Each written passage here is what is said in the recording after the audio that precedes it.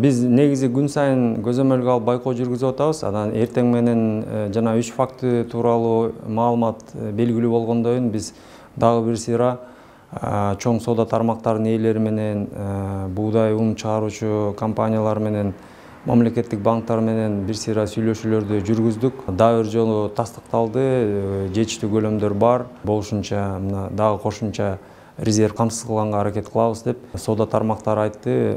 Мониторинг жүргүзүп, бүгүнкү күндө бүт эле региондордо акыбал тынч, запастардын баары, көлөмдөрдүн баары жетиштүү, азык-түлүктөргө баалардын баары туруктуу. Мындай өтө анча-мынча өсүштөр бар, бирок мындай кескин түрдө спекуляция фактылары же кескин түрдө өсүү фактылары жок.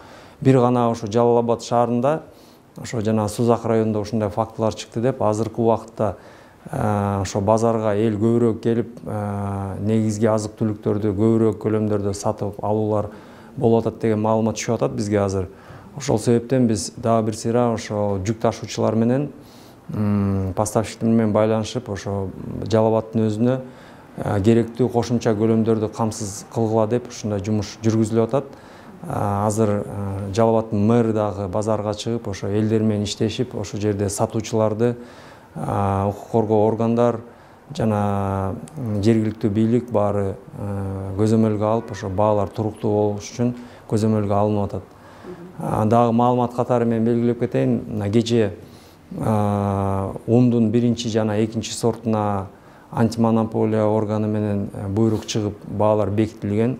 Ошол бекитилген баа менен гана сатылуу жүргүзүш керек бүт аймактарда.